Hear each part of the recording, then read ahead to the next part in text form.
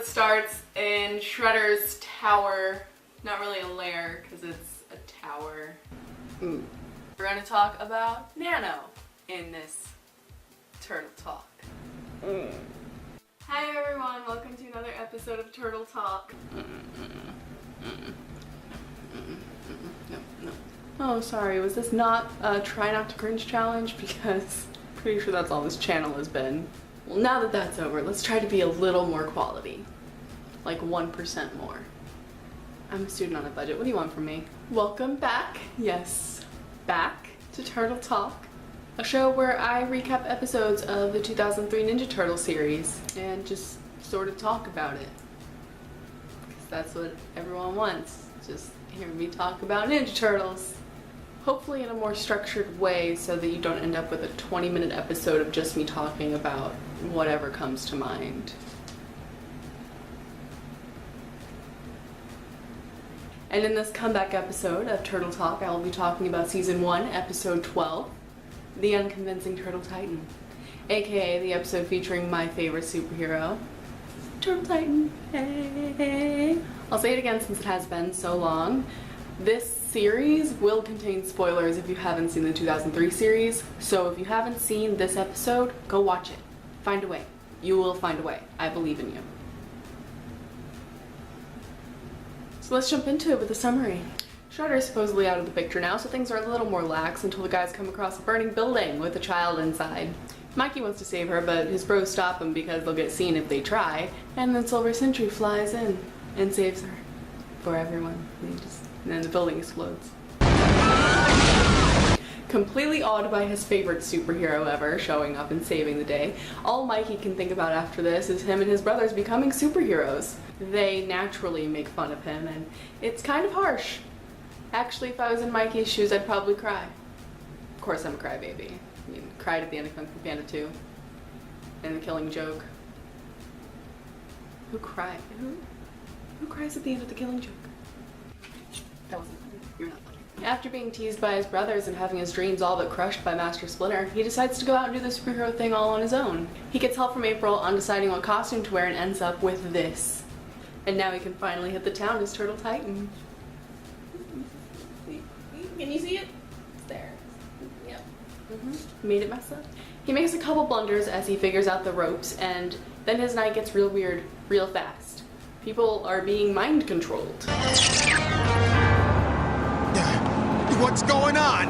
Offhand, I'd say you were being mind controlled by this mechanical doohickey. After being saved from a runaway bus by Silver Sentry, he decides to join him on a one-sided superhero team-up. And it's a good thing too, because Silver Sentry's arch-nemesis, Dr. Malignus, is the one that's behind all the dangerous mind controlling. And he gets Silver Sentry too.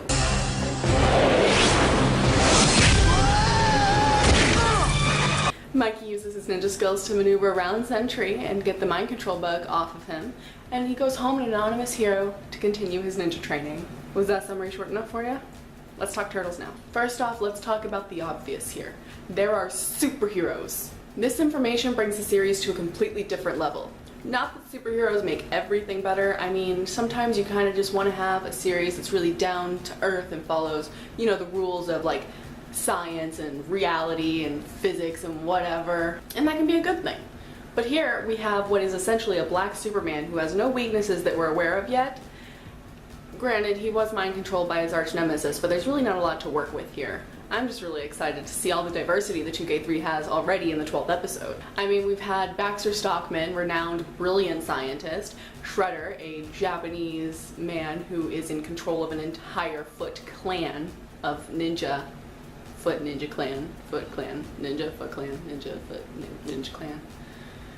That.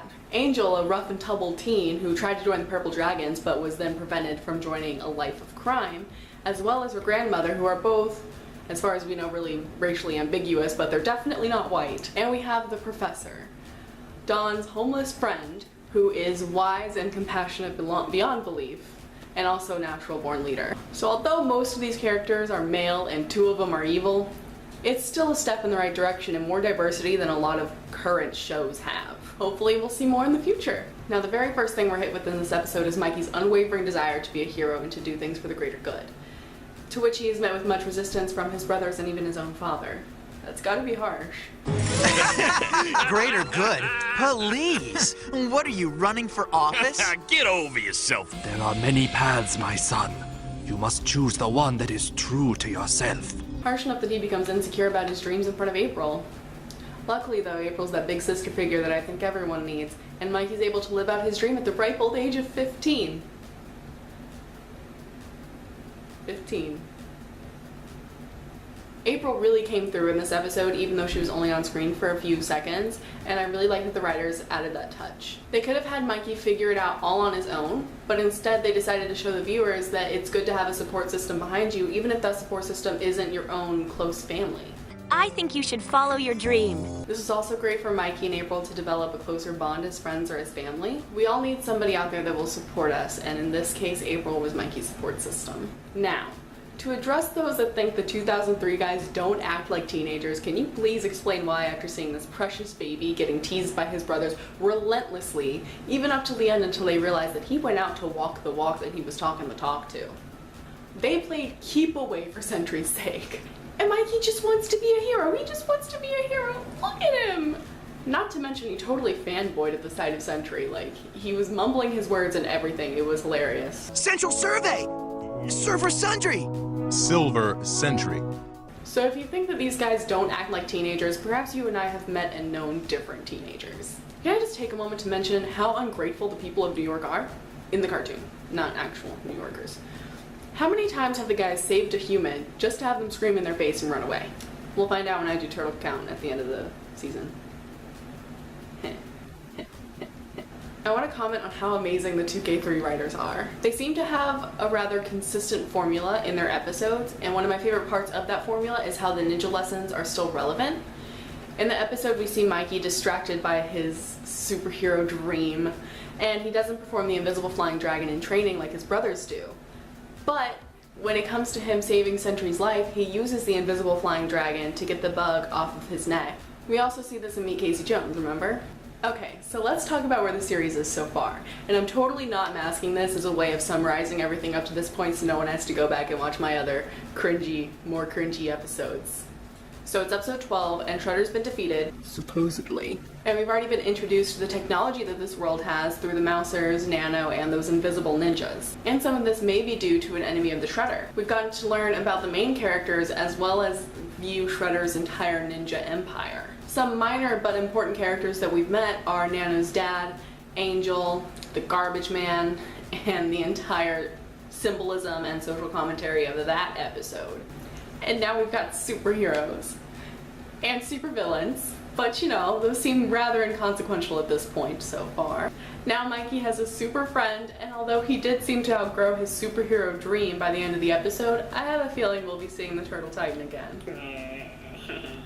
To conclude this Turtle Talk, this episode proves that Mikey and his brothers are actually teenagers, Mikey is precious, and 2K3 is well-written quality animation. In the comments, please let me know if you think I left anything out or if there's anything else on your mind that you just want to share. You can also follow me on Twitter at shellheaded for updates on videos and behind the scenes stuff like this t-shirt that I made all by myself. If you like this video, please leave a like and subscribe so you know when I put out new videos. Next time I'll be talking about Notes from the Underground parts 1, 2, and 3. Why are there so many to be continued episodes? It's gonna take me forever to edit that. I'll see you next time. This is gonna be a pain to edit. Sorry, me. Mikey's Expression 2K3 is well-written quality animation. Well-written quality animation. I'm trying.